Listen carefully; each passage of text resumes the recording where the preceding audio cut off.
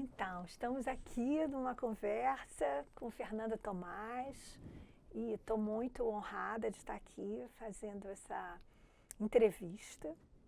E aí eu vou começar pedindo para a Fernanda se apresentar, como é que ela se apresenta para as câmeras. Então, eu acho que a primeira coisa que eu podia apresentar, já que estou fazendo a entrevista pela Marta Abreu, é que eu fui aluna da Marta Abreu. É verdade. Primeira coisa, né? Mas eu sou Fernanda Tomás, como a Marta Abreu já me apresentou. Sou historiadora, sou professora de História da África, trabalho com História de Moçambique, né? Tem um tempo que trabalho com História de Moçambique e atualmente eu estou trabalhando no Ministério dos Direitos Humanos e da Cidadania, numa coordenação, que é a Coordenação Geral da Memória e Verdade da Escravidão. Mas, para além disso, também eu acho que a definição, mas a apresentação mais importante seria que eu sou uma mulher negra, oriunda da Baixada Fluminense, de uma família de operário e que, enfim, eu fiz graduação, mestrado, doutorado no momento em que no Brasil tinha políticas públicas que possibilitavam pessoas de classe popular baixa alcançar, por exemplo, chegar ao doutorado, né? Num país como o nosso. Ai, ótimo. Que é exatamente, vamos conversar primeiro um pouco sobre isso. Como é que você conseguiu, né, chegar onde você chegou, como professora universitária, doutora. Mas antes de você logo chegar lá, como é que foi as primeiras etapas da vida escolar? Porque você sabe, né, que a maior parte da população brasileira não termina o ensino médio, né? E aí, como é que foi para você, que vem das classes populares, essa trajetória até a faculdade? Então, eu acho que eu venho de uma família, acho não, né? Eu venho de uma família com poucos recursos, né? Mas que estudar era importante. Então, meus pais tinham até a quarta série. Depois que eu entrei, eu estava na pós-graduação, que minha mãe terminou, né, o ensino médio, fez a primeira, né? Enfim, ensinar a escola básica, terminou a escola básica, fez ensino médio. Mas meus pais tinham até a quarta série, quinta série, na época que, enfim, né, que eu era estudante da rede básica de ensino. Eu estudei praticamente minha vida inteira na escola pública, só no ensino médio, né, que naquela época era segundo grau, que eu estudei numa escola particular, enfim. Mas meu pai, ele era o filho mais velho de uma sequência de 8 filhos da minha avó, né? E ele era mais velho, então ele teve que trabalhar muito cedo, com 13, 14 anos, para ajudar os pais, né, a manter os filhos, assim, né. Então ele trabalhou muito cedo, começou a trabalhar como cobrador de ônibus, e ele sempre quis estudar na melhor escola que tinha em Nova Iguaçu, na Baixada Fluminense, só que ele não tinha condições. Então ele via as crianças, as pessoas estudando, ele queria estudar ali. Então eu acho que isso ficou muito marcado para ele, né, porque dentro da relação familiar, né, com os meus pais, minha mãe também valorizava a educação, mesmo sem recurso eles achavam que era importante. Minha mãe, ela era muito dura, então ela dizia, olha, a gente trabalha para manter a casa e vocês têm obrigação de estudar. Eu não admito que vocês fiquem reprovados, que vocês fiquem em recuperação. Então, isso foi muito forte para a gente, para mim e para minhas irmãs, né? Porque assim, a gente sabia que o que a gente tinha que fazer era estudar. E eu tinha uma criança que era muito hiperativa, né? Eu tinha umas questões, porque eu tinha disritmia cerebral, tinha convulsão e tal. E eu era uma criança muito hiperativa, eu tomava vários tipos de calmantes, tomava Gadernal. E minha mãe descobriu isso com 1 ano e meio de idade, porque ela viu que eu tinha um comportamento, a forma de me movimentar era extremamente agitada. E eu comecei o acompanhamento médico. E uma das coisas que nesse acompanhamento médico, que o médico demarcava, é que eu tinha uma facilidade de aprender coisas, né? De aprender mesmo. Então, assim, eu tinha várias questões que tinham cuidado, que a mãe teria que ter, né? Segundo o médico, se a mãe me descobrisse muito nova, eu teria sequelas e seria dependente, enfim. Então, eu tive acompanhamento a minha infância inteira, mas eu tinha uma facilidade de aprender. Então, eu aprendia muito, aprendi a ler sozinha. Minha mãe conta que quando ela estava andando na rua, estava escrito um letreiro, assim, deputado. E minha mãe começou a chorar, ela falou, como é que é essa menina? Eu acho que eu tinha 4 anos, ou 3 anos, sei lá, 4 anos, 4 anos. E ela começou a chorar, assim, como é que essa criança leu isso, entendeu? E aí, assim, na escola, sabe? Tinha uma escolinha de bairro, que eu era sempre a aluna que ela tinha um destaque da escola, entendeu? Então, isso para minha mãe, e acabou sendo criada uma mentalidade da minha família de que eu era a criança inteligente. Eu lembro com 7 anos de idade, minha mãe falando que eu sozinha falava, gente, a única coisa boa que eu tenho é que eu sou inteligente. Eu com 7 anos, porque minha mãe reclamava, né? Eu era muito levada, muito agitada, eu fugia de casa, eu batia nos meninos por conta da hiperatividade. E minhas irmãs sempre foram muito quietinhas, né? Eu sou a irmã do meio. Então, a mais velha era quietinha e a mais nova também. Então, eu era sobressaía nesse sentido. Mas eu achava assim, a única coisa que eu tenho é inteligência. Mas aí, o que eu quero dizer com isso? Foi criada uma mentalidade na minha família, não só nuclear, né, a família mais extensa, de que eu era uma criança inteligente. Claro que depois isso foi normalizando, que eu era que me destacava, com o tempo eu virei uma criança normal, né? Até porque depois eu fui liberada do tratamento e parece que as coisas foram, eu virei uma criança normal. Mas a minha família me via como inteligente. Então tinha um estímulo para mim, assim, né? Minhas irmãs para estudar, comigo para estudar, mas tinha uma coisa diferente comigo, dizer assim, sabe aquela coisa de você empoderar? Falar para a pessoa o que ela é e ela vai acreditar que é isso? Então isso eu levei minha infância inteira achando que eu era uma criança inteligente. De fato, adolescência também. Mas o meu grande impacto... Aí eu sempre gostei de estudar, porque era a coisa que eu tinha, era o capital que eu tinha ali, né? E aí, quando eu entrei na universidade, para mim foi o grande problema. Porque eu vim de uma educação muito baixa, muito ruim, né? A maior parte da minha vida na escola pública. Escrevia mal, não tinha acesso à leitura e acesso à vida cultural também. Tipo assim, meus colegas iam ao teatro, iam para visitavam bibliotecas. Eu morava na Baixada Fluminense, né? Com pouco acesso a determinadas culturas, né? Assim, hábitos culturais, enfim. Né? Mas meus pais não tinham aquelas possibilidades e também a formação, né? E quando eu estou na universidade, me deparei, porque eu não tinha certas leituras, escrevia mal. Então, e aí, fui fazer o curso de História na UF, né? Porque tinha todo um status, né? De ser considerado melhor ou um dos melhores do Brasil. Então, vinha gente de fora, tinha gente que tinha dinheiro, que na verdade estudaram em boas escolas a vida inteira. E aí, para mim, foi um grande impacto, assim. Na verdade, aí que eu acho que... Eu não entrei em depressão, mas onde a minha autoestima foi para algum lugar que... Porque era o único capital que eu tinha, a sensação que eu tinha. Não era o capital que eu tinha, né? A vida inteira você era uma criança. E chega ali e você fala, cara, não é nem que eu não dou conta, né? Eu tinha que superar coisas. E aí, por ser uma mulher negra, uma menina negra, saí da Baixada Fluminense, porque eu saí de Nova Iguaçu, fui morar em Niterói. E sala de aula, a maior parte da sala de aula era a única mulher negra, menina negra. Isso aqui é 2001, entende? Até o debate racial. Eu não tinha um debate racial e não tinha um grande debate racial, não tinha um debate racial. É diferente dos nossos alunos, uma década depois, dos meus alunos depois, né? Então, assim, e aí foi onde eu acho que bateu. Síndrome do impostor, sabe? Mexeu com a minha autoestima. Foi aonde de fato eu me senti enquanto uma mulher negra. Porque o racismo esbarrava comigo, o racismo era muito claro para mim. Mas na universidade eu consegui perceber essa intersecção do que é ser uma mulher negra. Porque não é ser uma mulher e do que é ser uma pessoa negra, é do que ser uma mulher negra, né? E aí isso envolve no Brasil raça e classe estão junto, então mulher negra de classe baixa também. E vem da periferia também.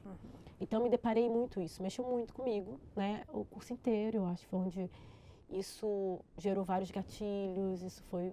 Para mim, emocionalmente, psicologicamente, foi meio traumático o curso de História, entendeu? Foi meio traumático. Eu não tinha referência. Eu não tinha um professor negro, por exemplo, sabe? Entende? Esse professor negro que eu tive foi Eliseu Salmoni, que nem era professor, né? Tinha também a Yolanda, professora Yolanda de Oliveira, mas era na educação, que foi, na verdade, eu acho que o caminho para eu começar a ter uma concepção racial. Mas, de certa forma, a universidade me esgaçou, assim. Quanto a essa identidade de gênero e raça, para mim, foi muito cruel. Parece que fui jogada no campo dos leões, assim, né? E eu tive que me virar sozinha, me virar para estudar, para superar as deficiências, mas também da própria sociabilidade. Como é que você se virou? Como é que você conseguiu? Não sei, Marta, não sei. Porque, assim, eu tive momentos que eu sabia que eu ia entrar eu ia entrar em depressão, sabe? Porque a sensação que eu tinha é que eu precisava de uma terapia, autoestima muito baixa, entendeu? Só que é isso, né? Meus pais me criaram com muita força, então eu acreditava que eu tinha que fazer. Então, acho que primeiro, foi um caminho, né? Que foi o PENESB, né? Que era o Programa de Educação para os Negros da Sociedade Brasileira. Como é que você chegou no PENESB? E que a EB... Na verdade, o PENESB eu cheguei porque teve a professora Yolanda, que era coordenadora do PENESB, do programa. Ela tinha um financiamento da Fundação Ford e ela tinha um projeto na verdade, que era a ver com a ação afirmativa, de custear oferecer bolsas para estudantes negros, 20 estudantes negros, era experimental, foi uma turma experimental. E eram 20 estudantes negros de várias áreas, eu era a única da história, e para oferecer bolsa, e esse mesmo estudante estaria fazendo pesquisa, teria cursos de português, essas coisas assim. E aí, quem estava vinculado na história com o PENESB era a Hebe. Foi quando eu conheci a Hebe também, entendeu?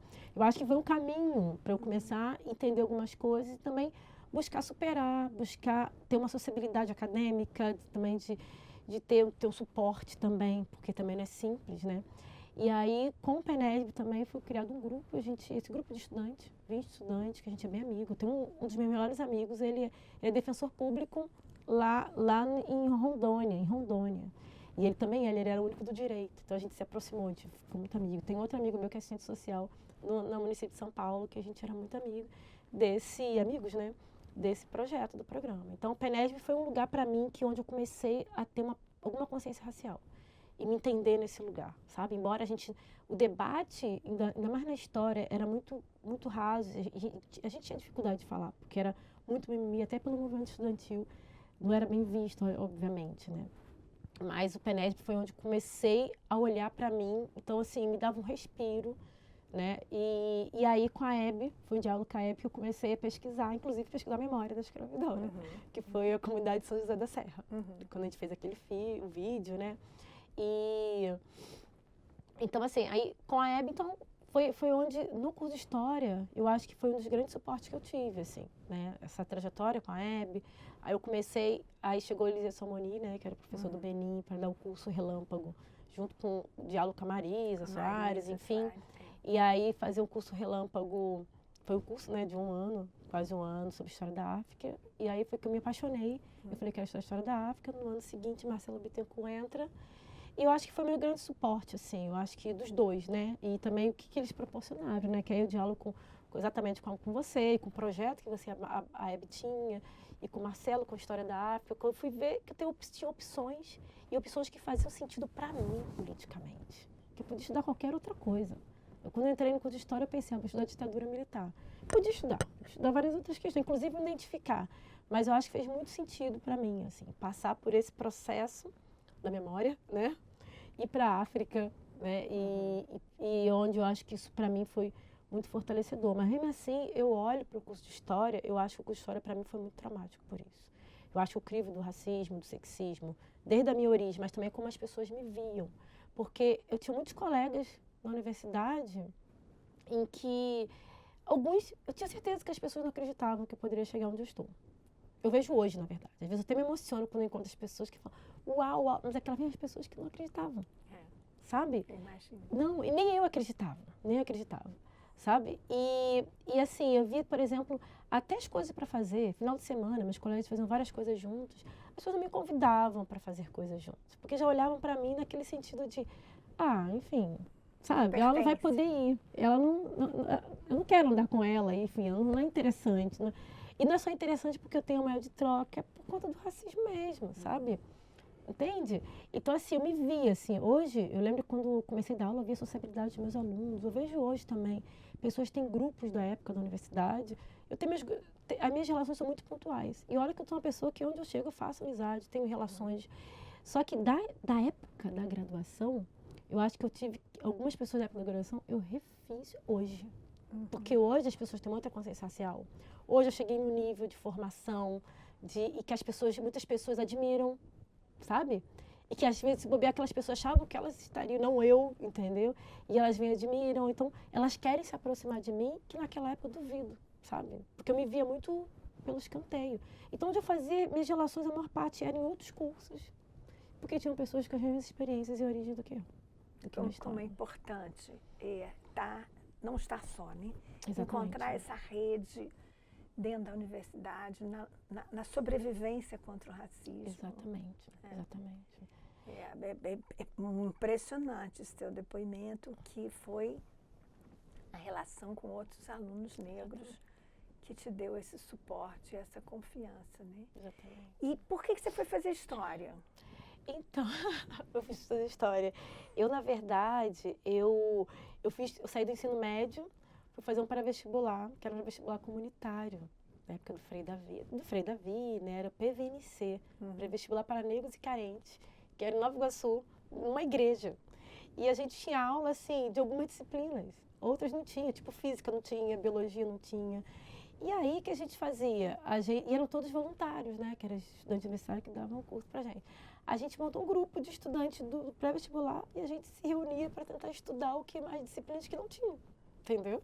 Então, a gente um ajudava o outro, quem tinha menos dificuldade, quem tinha mais na outra, a gente conseguiu.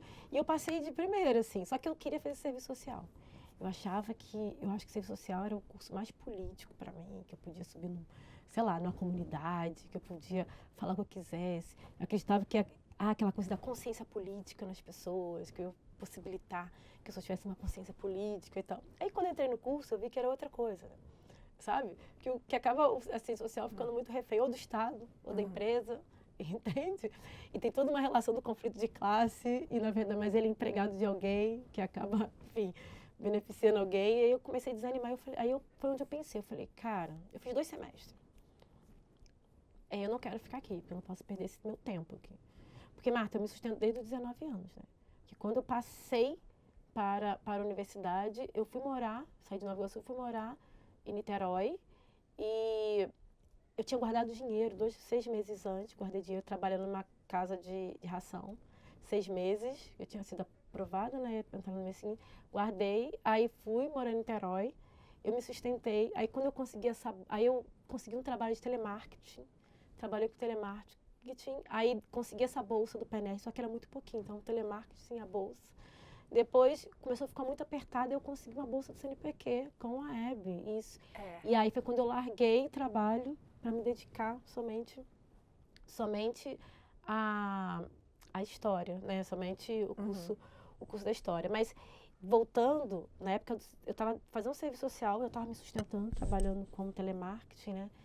E aí eu pensei, já que eu não estou satisfeita, eu vim morar aqui em Niterói, eu quero isso para mim, eu quero estudar, eu acho que isso é o único caminho para eu ter uma ascensão social, enfim, né? Porque eu tinha uma experiência muito ruim, vou falar daqui a pouco, que eu não queria ter na minha vida, assim. E aí foi quando eu falei, eu acho que eu quero trabalhar falando para as pessoas. Aí eu falei, eu vou fazer história. Porque eu pensei história e geografia, só que geografia tinha geografia física e tal, que eu falei, não vou gostar. Então, história é onde eu tenho espaço na sala de aula, em que eu posso falar o que eu quero, que as pessoas podem sair dali com outra concepção de mundo. Porque, assim, o que mais me motivou, Marta, é que meu pai era operário, trabalhava na Canetas Compacto, né? E minha mãe sempre trabalhou em várias outras coisas, sempre foi muito autônoma. E teve um período que eles tinham uma loja, mas a gente vivia muito sacrifício, sabe? Acabava usando o salário do meu pai se aposentou muito jovem, mas para bancar a loja e tal. E teve período no finalzinho da loja, que eu ia com a minha mãe para as feiras de Itaipava. Não sei se você lembra, aquelas feiras, enfim. E eu cansei da gente chegar na Vila São João, ter acabado de ter tiroteio, a gente voltar para casa, não botar... Ou então a gente botar barraca, mas às vezes a gente ia para festa, tipo lá, Saquarema, tinha as festas. Quem botava as coisas da loja, que eram os brinquedos, a loja de brinquedos e tal. E aí minha mãe... E eu vi os jovens, eu tinha 14 anos, eu vi jovens curtindo as festas, eu trabalhando, assim. E eu falava para mim, eu não quero isso para mim, sabe assim? Eu vou estudar, e meus pais incentivavam, óbvio, né? Eu vou estudar porque eu não quero passar noites vendendo coisas, sabe? Eu quero poder usufruir disso. Então isso para mim era uma coisa muito clara para mim, que eu não queria passar por aquilo, entendeu? E eu achava que o caminho disso eram os estudos, e meus pais diziam isso para mim, sabe? O caminho para isso. Então foi muito forte isso. Isso foi a força também, um pouco da potência, um pouco do combustível para eu estudar, enfrentar todo o racismo. Era difícil, viu? Minha mãe dizia para mim, na época do curso de História, ela dizia assim, minha filha, você era muito mais alegre, você acredita nisso? Minha mãe sempre me incentivou a estudar.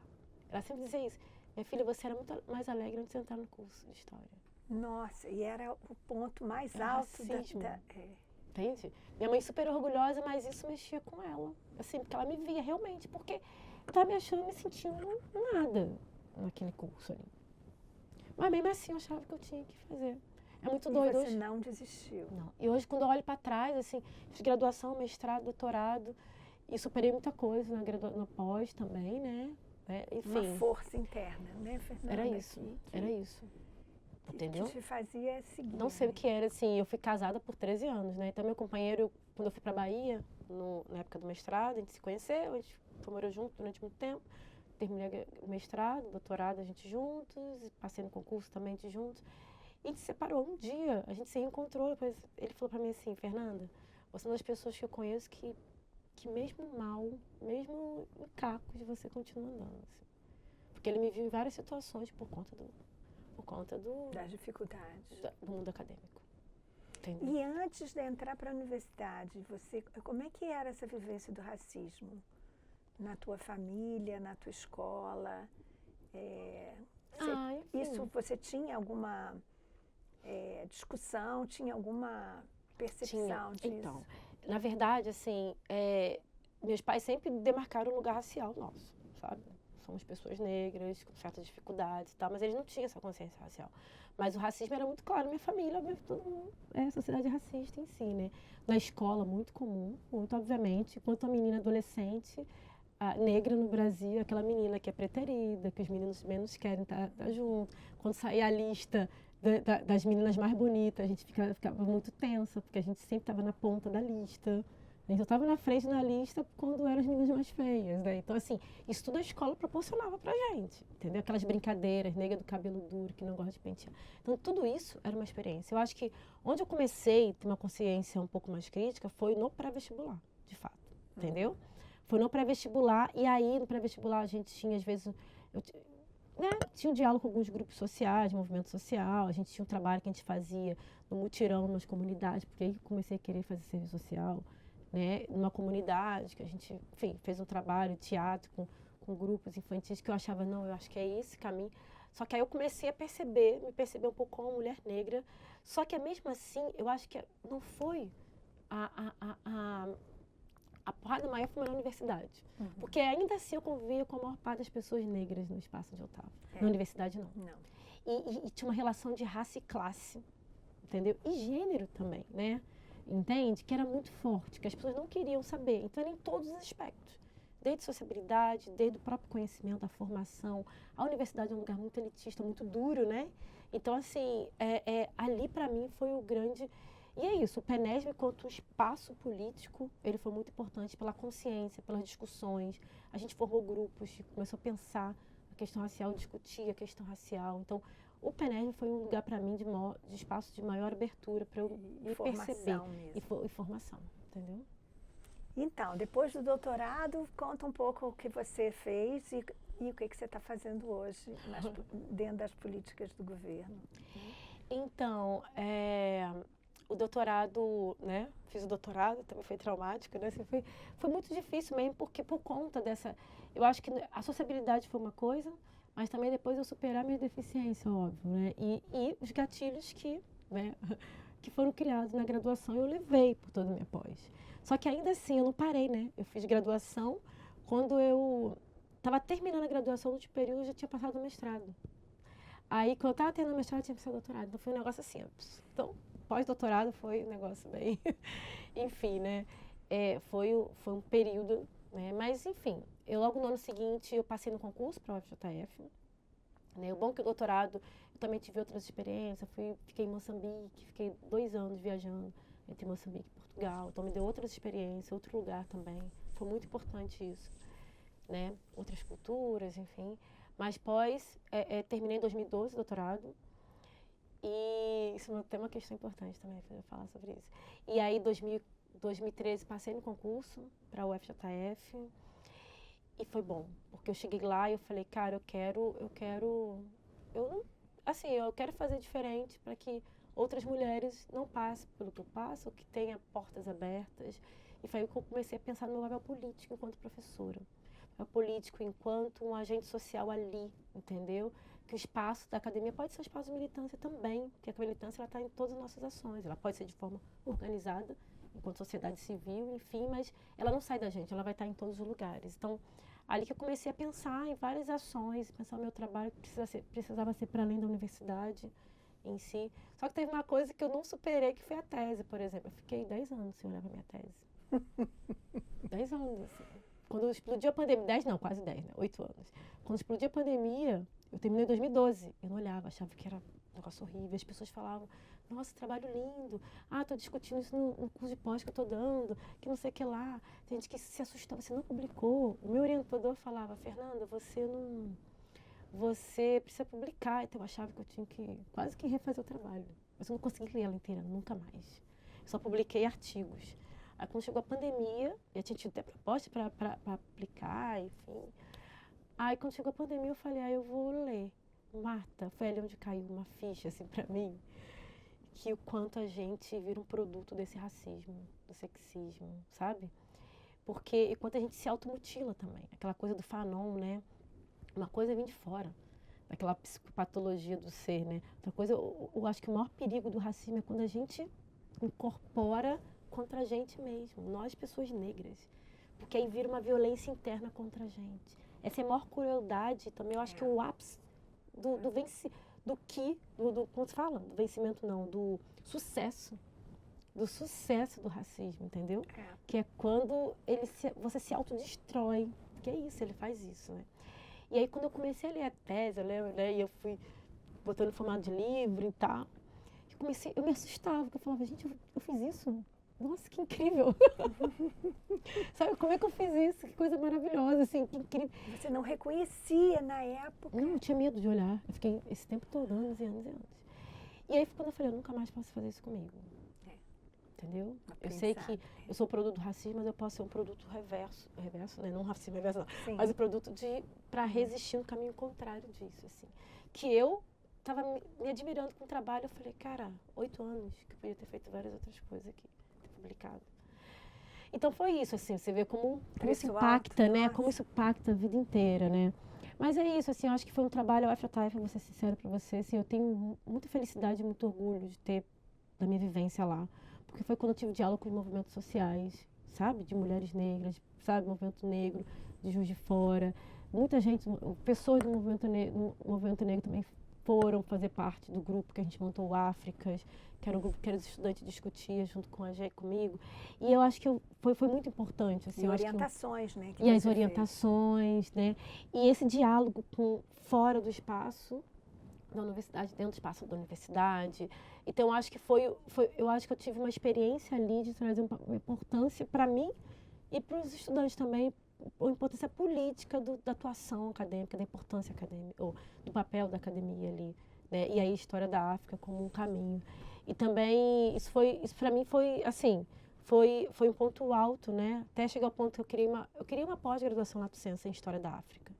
E foi muito legal, assim, foi muito legal porque depois que acabou, né, o MEC financiou, foi até na época que, assim que começou o curso, teve o golpe, e aí eu fiquei preocupada de o curso não funcionar, enfim, não ter mais.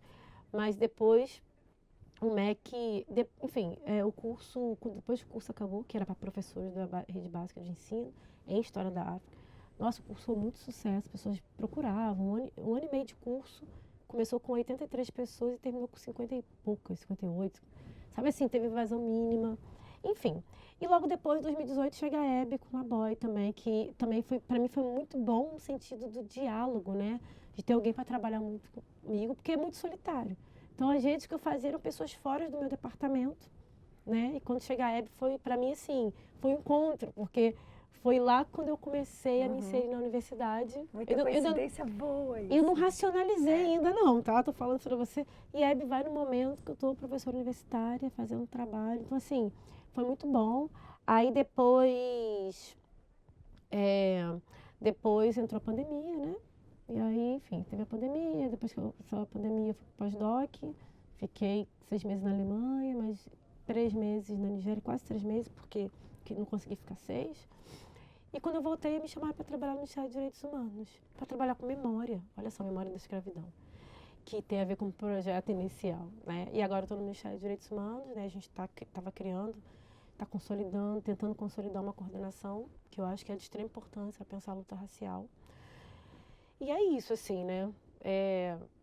Só falando passante, que eu falei muito. Não, tá ótimo. É impressionante como a solidão, né? Quando você está só, como o racismo faz você se sentir só, fraca e incompetente, né? E a branquitude, né, ao contrário.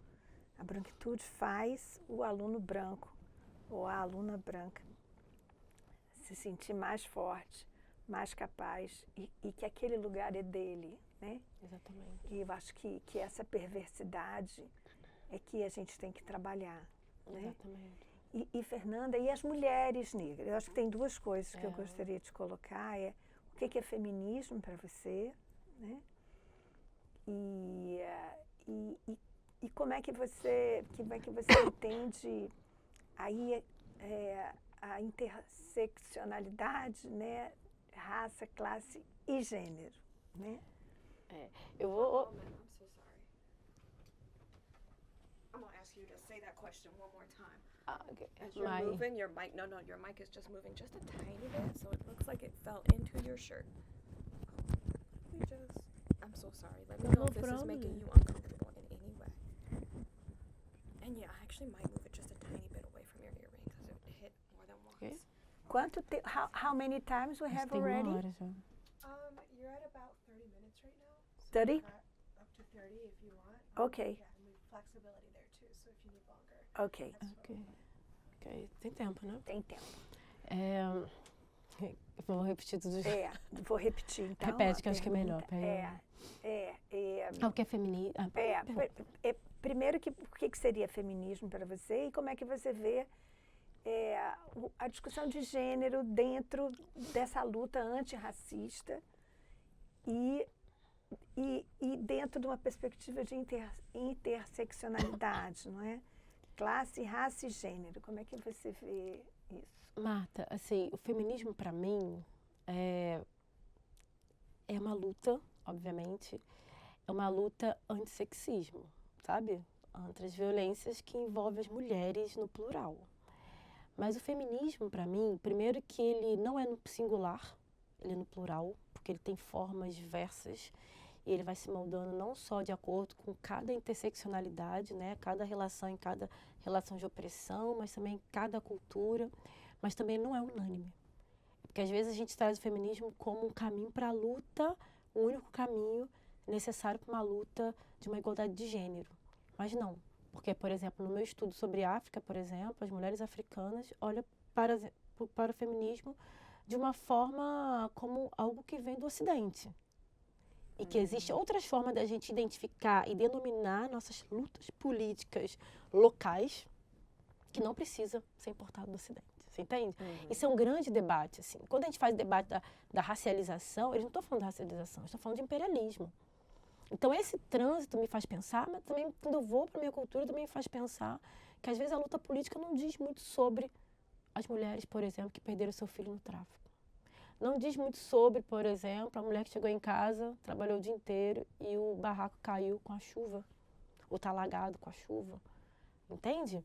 Ou que minimamente é mãe solo e precisa sustentar seus filhos, mas seus filhos não têm condições básicas de saúde, de habitação, de alimentação. Isso vai relembrar muito a Lélia Gonzalez, assim, né?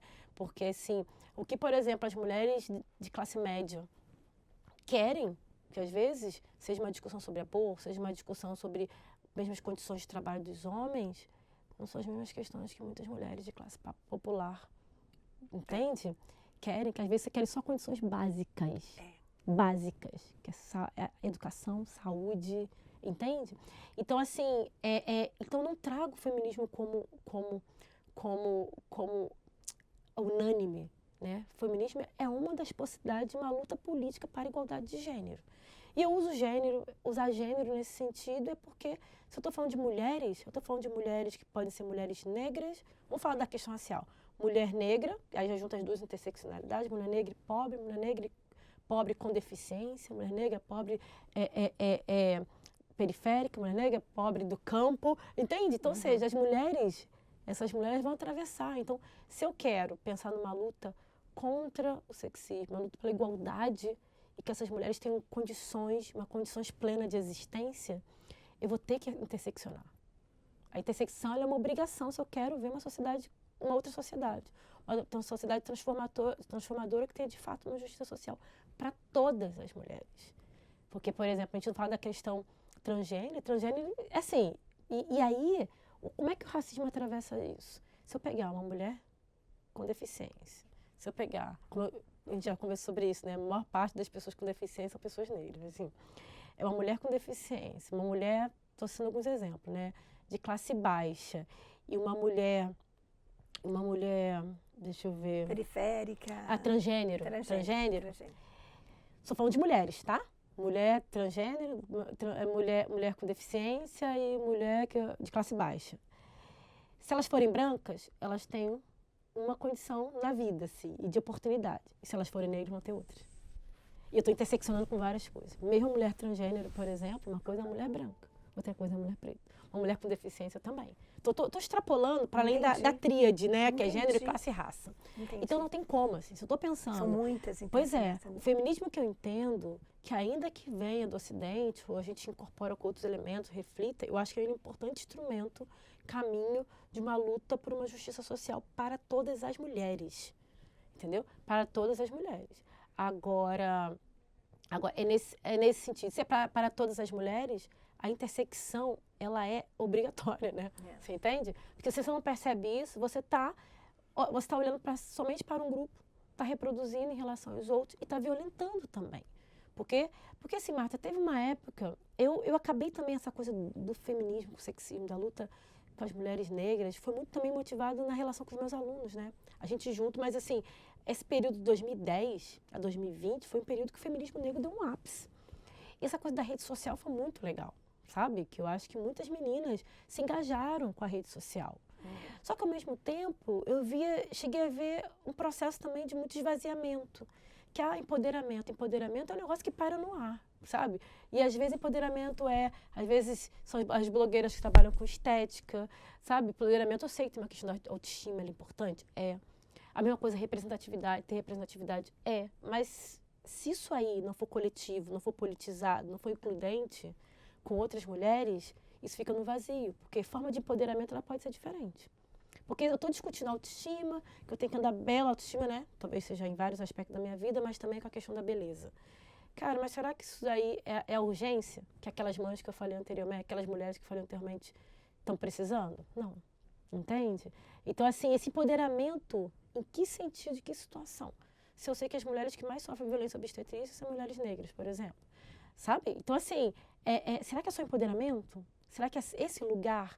Ou então, será que é só representatividade pela representatividade? Eu quero que tenha mulher lá no espaço X político. Mas se isso não trouxer um caminho de transformação política, isso é vazio.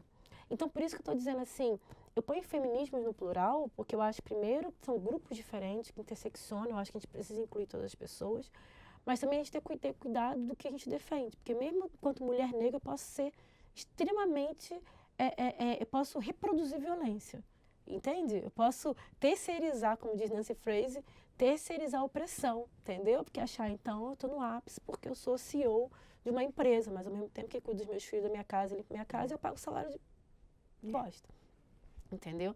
Ou então assim, eu acho que é isso, né? A gente precisa, é importante ver que o feminismo ele é importante, mas importante instrumento, mas não é o único. E é importante também de ver outras formas de mobilização e de olhar para uma luta, não só mobilização formal, mas de olhar para uma luta e que a gente faça uma justiça social para todas as mulheres. Entendeu? Nossa, ótimo. Gostei demais dessa reflexão. E vamos pensar, assim, como é que tua mãe hoje se vê, você, não mais triste? Minha mãe é muito orgulhosa, né? Porque assim, minha mãe é uma mulher muito forte, muito inteligente. Meus pais, né, meu pai faleceu, eu tinha 17 anos, então ela segurou a gente. Nossa. A gente foram casados por todo esse período, então para ela sentiu muita ausência, falta dele. Mas ela criou a gente, então assim, a gente tem diferença de 4 anos, aí minhas irmãs éramos adolescentes. Então minha mãe segurou a gente, assim, é uma mulher super incrível, brilhante, linda, enfim. E ela tem muito orgulho, né? Porque ela sempre achou que era isso mesmo, estudar. E eu fiz, né? Eu sou historiadora, minha irmã é enfermeira, a mais velha, a mais nova, ela fez estatística na UERJ, mas ela é da aeronáutica. Então, assim, a gente ascendeu, de certa forma, nós 4. Só mulheres. E muito independentes, nós 3. Então, isso para ela também é muito orgulho, né? Orgulho porque é isso. A gente é o produto. E, na verdade, a gente é o exemplo da família. E eu percebo que minha família também tem um caminho diferenciado também nesse sentido de olhar para estudar. Tanto minha família para além, né, da minha casa, enfim, né. A minha sobrinha tem 15 anos. Ela botou no dia dos professores, né, fez um post, falou, tia, parabéns pelo seu dia, você é a melhor professora que existe. Eu achei tão bonitinho. Que existe. Né? E como Ela tem 15 exemplo. anos. né, Ela tem assim, 15 anos, assim, eu acho que... Se ela fosse criança, ok, mas para a idade dela enquanto adolescente, que está começando a se formar e pensar a visão de mundo, enfim, né? Já tá na adolescência, mas daqui a pouco vai estar na vida adulta com as escolhas que ela precisa tomar hoje. Eu fiquei muito feliz, assim. Nossa, É. parabéns. Linda essa trajetória. E é o exemplo, eu acho que o exemplo de mobilizar outras histórias. Quer dizer, uma família que transforma a onda, uma onda enorme. Onda né? enorme. Porque no meu bairro as pessoas falam. Exatamente. É possível, apesar. Claro que isso não quer dizer que tem que ser assim, né? Pelo contrário. Mas tem uma coisa que me motiva, sabe, Marta? Assim, eu acho que é da minha história de família mesmo, de mulheres, assim. Porque, tô falando da minha mãe, né? Mas tem a família por parte do meu pai que a gente é muito ligada, assim. Né? Até minha mãe também é ligada à família do meu pai. Mas eu e minhas irmãs a gente é muito ligada, que a gente foi criado no mesmo quintal, assim, com os meus tios, né? Com a minha avó, minha madrinha, que minha tia faleceu esse ano. Mas a minha avó faleceu no ano que eu defendi doutorado, 2012. Nossa! Mas minha avó, ela nasceu em 1919. Ela é do Vale do Paraíba, ali da... como é o nome mesmo? Vou lembrar. Três Ilhas. Sabe, Três Ilhas? É bem divisa, para Minas. Para Minas. Eu descobri que Tomás... Eu sou até preguiçosa, porque eu devia ter feito essa pesquisa. Já né? devia. Já devia mesmo. Eu sempre achei que eu fui para Minas, não fui à toa, né? E não fiz essa pesquisa. E vejo que Tomás, com THZ no final, vem daquela região ali, entendeu? Certamente tem a ver com o senhor de escravizado, Claro. assim, entendeu? E ela Mas veio eu sozinha. sei. O que acontece? Não, a história da minha avó, a história da minha avó é bem pesada, assim, porque minha avó veio trabalhar. Os pais dela foram para a Baixada Fluminense por conta do Laranjal. E aí deixou ela, tinha 8 anos, na casa de uma família, lá em Três Ilhas. História de muitas. E aí, ela sofreu todo tipo de violência, Marta, assim, todo tipo de violência. Minha avó contava para mim, na época eu ouvia muita história, eu gostava de ouvir a história da minha avó, mas ela não contava alguns detalhes. Eu vim saber alguns detalhes depois que ela faleceu. Eu lembro, acho que foi 2021, eu acho, 2020, 2021. Estavam minhas tias sentadas, já tinha quase 10 anos que a avó tinha falecido, sentada na sala. E aí minhas tias começaram a contar as histórias. Uma prima minha saiu, a outra ficava... E eu ali assim, eu fiquei mal, assim. Eu lembro que era a véspera do Dia Internacional das Mulheres. Era dia 7, dia 8 seria no dia seguinte. Isso me fez pensar. Porque minha avó sofreu todo tipo de violência. Ela trabalhou com trabalho escravizado, escravo mesmo. Porque os pais dela foram, e aí ela estava trabalhando, diziam que tinham abriram uma caderneta dela de poupança em Juiz de Fora, porque era a cidade mais próxima, que tinha banco. Que, na verdade, ia guardar o dinheiro. Mentira, assim, ela trabalhava de todos os jeitos, né? E ela era criança, ela conta que ela tinha um quartinho lá, que ela ouvia barulho de madrugada. E ainda criança, com medo de fantasma, sabe aquela coisa assim? E ela trabalhava, fazia tudo na casa, sofreu violência sexual, sofreu tudo. E antigamente eu não conseguia nem falar sobre isso, assim, né? Isso é uma coisa que mexia muito comigo. Aí quando minhas tias me contaram isso, né? Então, isso pra mim mexeu muito. Que eu falava assim pra mim, assim, né? Foi 2021, recentemente, falava, cara, isso tem que ser meu combustível. Porque, assim, minha avó era maravilhosa, minha avó era um doce, assim. Minha avó faleceu em 2012, eu fui criada com ela. E ela era um doce, assim, com toda a brutalidade da vida, sabe? Ela era um doce, foram 7 filhos, todos ao redor dela. Meu pai era mais velho, todos ao redor da minha avó. Minha avó morreu com os filhos ao redor, com muito amor. Sabe? Até hoje é uma família muito unida, com muito amor. Mas que, quando eu descobri que ela viveu por tudo aquilo, eu falei, cara, como é que a pessoa é tão amável? Traz tantas coisas boas, assim, né? Mas, mesmo assim, eu acho que o combustível da minha avó, do que ela sofreu... E, assim, sofreu...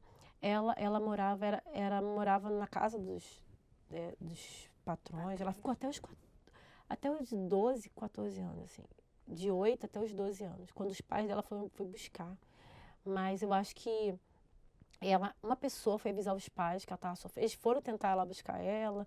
Uma pessoa avisou os pais para ir buscar. E assim, ela, enfim, ela não tinha vida, né? Eu lembro que ela tinha uma história que minha tia contava que tinha um garoto branco que se apaixonou por ela. Que ela era muito bonita, assim, minha avó. E se apaixonou por ela. Só que era proibido, que ele não podia namorar a negrinha. O garoto se matou.